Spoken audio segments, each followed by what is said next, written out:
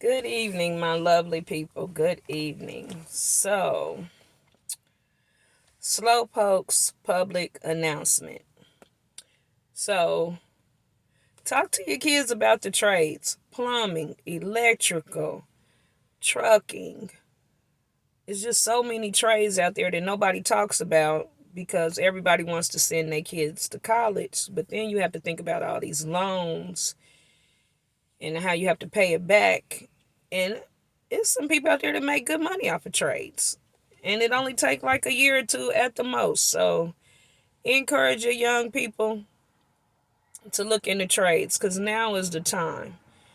I've been doing hair for 25 years and there is no new babies coming and the boomers left. And so it is a severe shortage, but it just boggles me. Everybody's hair grow. Everybody need their hair done, but it's a shortage in the field. So keep that in mind. All right. So I always tease people like, these is not the kids that Whitney Houston said was going to save the future. But you have to think about it. Where is the kid coming from? So tonight's talk is going to be about childhood ACEs. So that is like adverse childhood experiences. And sometimes to be used by God, you got to be humiliated and humble. And so I know God is using me through my mess because it's my message, it's my testimony. And if he can get me to calm down and heal, I know he can do it for you. So it's not about me. It's about all the little kids out there that are hurting and hiding secrets. And when I say the little kids, I mean the little kid inside of us. So some of the ACEs are physical abuse, sexual abuse, verbal abuse, physical neglect, emotional neglect, a family member who is depressed or diagnosed with other mental illnesses, a family member who is addicted to alcohol or another substance, a family member who is in prison, witnessing a mother being abused, or losing a parent to separation, divorce, or death. So, I pretty much can check off every harmful, unfavorable childhood experience. The CDC found that children's developing brains and central nervous systems are profoundly affected by the ACEs, that they are the root cause of many chronic diseases, most mental illness, and most violence. So you kind of just doomed from the start, just waking up in the morning. If you poor, your parents just out there living life. And I know as for me, it was the 80s. And so I can remember being a little kid and doing Dare. And like I knew I was going home to a house full of drugs. Like, what the hell do a little kid do? But they taught you to like, don't tell my business. Don't let nobody in my business. And I didn't know how many secrets I had been keeping until I have two bonus sisters and a bonus brother. I don't like step. I like bonus because it's an addition. So my bonus brother, we was talking early in the morning because he had watched my video. And he said, we used to have fun when you came down here. I said, yeah, that was the funnest time in my life. My daddy rescued me for about 3 years. But then after the third year, I went a couple of summers and then I didn't go at all anymore. And so, but he asked me, was your life really that bad? Why you never said nothing? And that made me think, like, why didn't I say nothing? Somebody told me to keep a secret, and like, even to this day, I just feel like my mouth is guarded and I just cannot tell the truth because you always trying to save the parent. And may I please, this is my disclaimer. Um, I am healed. I have no hurt or hate in my heart. When I am crying, those are like tears of joy because I'm not a victim anymore. I am a survivor. And first, you just got to acknowledge what it is, why you do it, how you gonna change it, what can make it better.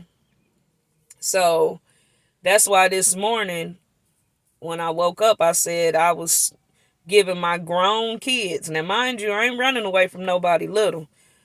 I'm running away from some grown kids that I have enabled. I'm codependent on.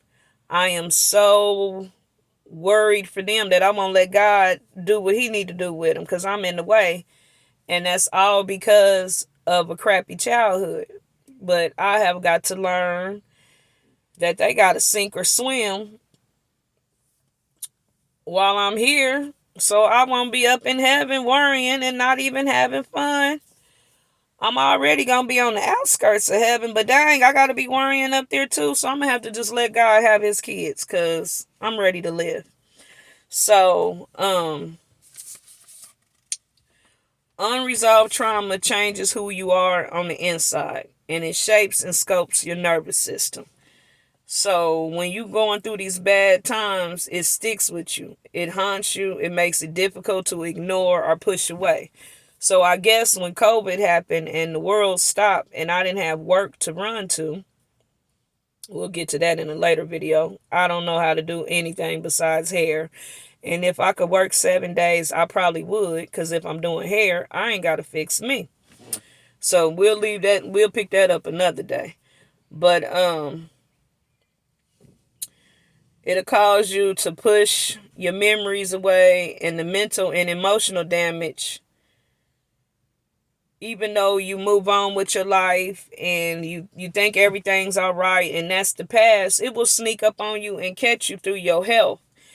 And even though you've moved on, there's still a little hurt child on the inside. So anything can trigger you. So when you have unresolved trauma, your nervous system operates like it's still in danger. So if something trigger you, you start having flashbacks, you'll have nightmares, cold sweats, all of that. So I have noticed I have been chasing my caretaker's love all my life, and it finally stopped May 12th. Like, no more. I know, ladies, some of y'all know how it is when that man can't do not another dang on thing. You are done. You ain't chasing him no more. You don't care. Well, you care, but it hurts more to chase somebody that is not emotionally ready to love you. So I'm a whole grandma times 4. So I have got to put my big girl panties on and live for them.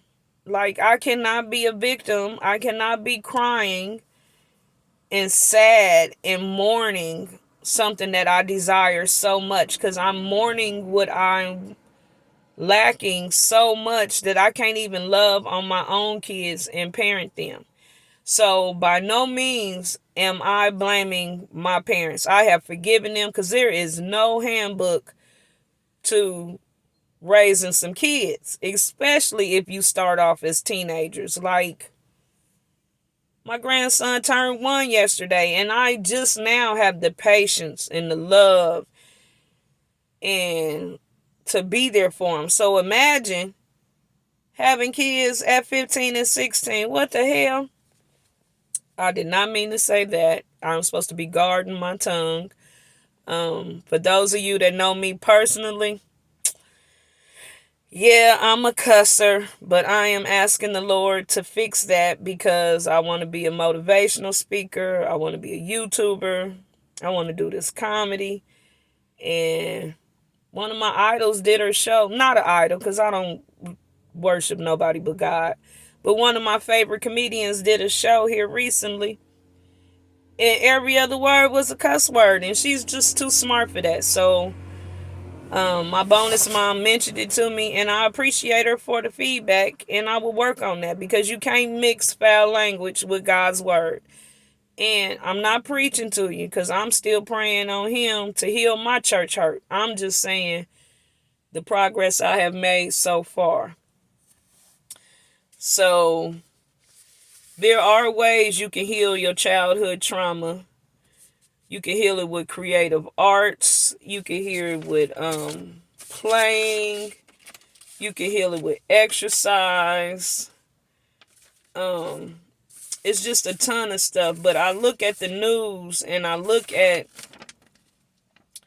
the different things that's going on in today's society. And when you hear about a 13 or a 14-year-old stealing a car or hurting someone, or it's just horrible, and you sit back and you wonder, where is their mama? Well, if their mama got unresolved trauma and she's trying to numb herself, or she's chasing after some man, she cannot be there for the kid. And so the cycle continues, and I just want to be a cycle breaker. I want us to try to do better with them and like depend on God more. You cannot do nothing without him. Like, let's cut it out. You can ignore him. He'll just sit there and wait on you. And then your life falls apart and you have to call on him. That's it. That's all. He will wait until you call on him. And then when you do call him, he will show up. He will never leave you. He will never fail you. He will soothe you. So different ways to heal unresolved trauma is art, music, acting, dance therapy.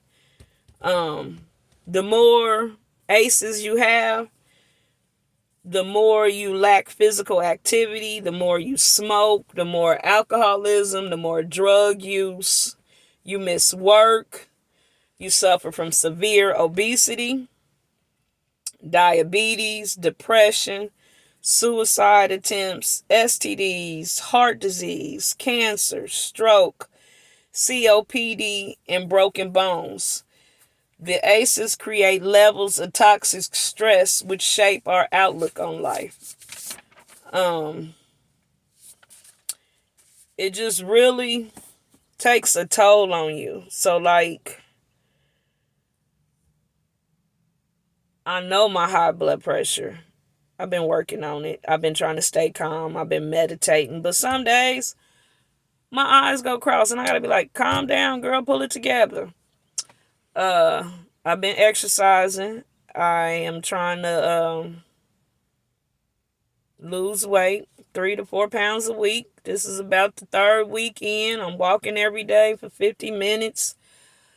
I'm doing squats. I'm doing sit-ups, and it's helping. I feel better. Like, I never did any physical activity. Like, my father called me this week and reminded me about the time I got suspended in the second grade because I wasn't finna run no track.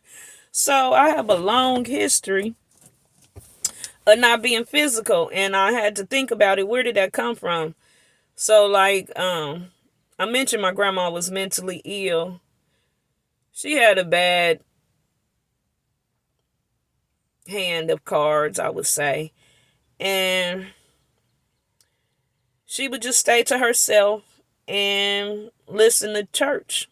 Like, I promise, I'm probably Jim and Tammy Faye Baker's adopted grandchild or something. I just have always, when life get too rough for me, I crawl up in my bed and I watch church. That's my default because my grandma had me all the time and that's what she did.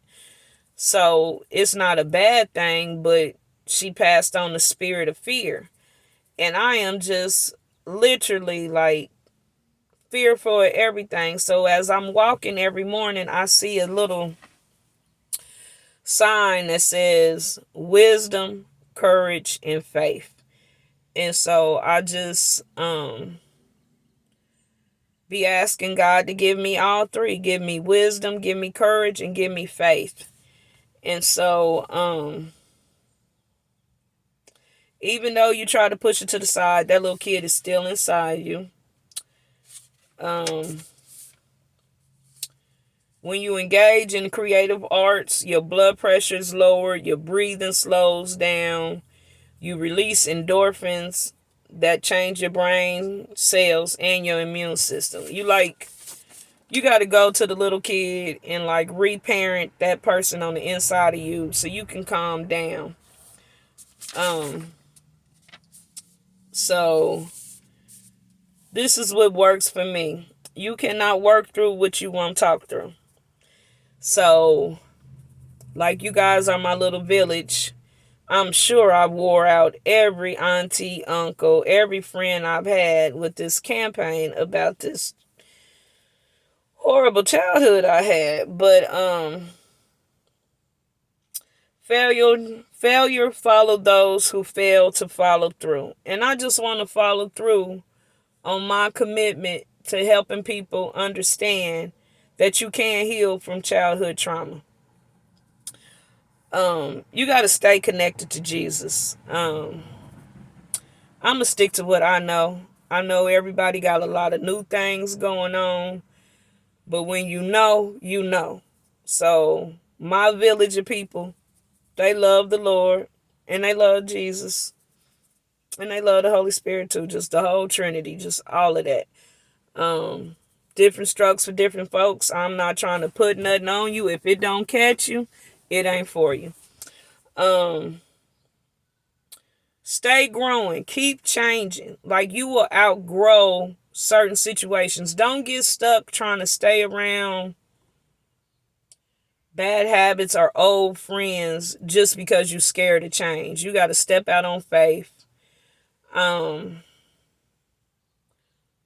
I've just come too far. He ain't never failed me yet, so he ain't gonna fail me now. So I am stepping out on faith doing this YouTube channel because it's the journey to the stage. So this is from the beginning. This is the bottom. You got to keep moving. Life does not have a pause button. Even when you hurting, even when you feeling crappy, keep moving. Keep moving. That is one good thing about me being a workaholic. Because had I had sat still and stewed into all of my pain and all of my misery, I wouldn't be talking to y'all today. So keep moving. Transformation is a process.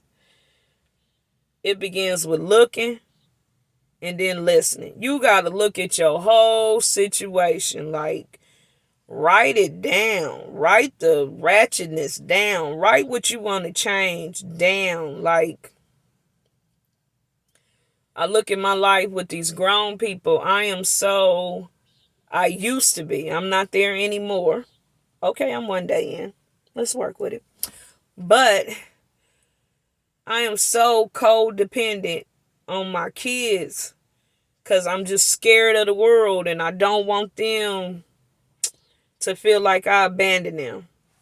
So even with the 6 months, get your act together because mama's moving on, I had to relay to them, I'm not leaving you. I'm just moving away to go try to find happiness. And then I don't want to be like one of them people. I won't be happy until I move. I'm going to have to learn how to be happy where I am right now today. And that is just not even happy, just peace in my soul.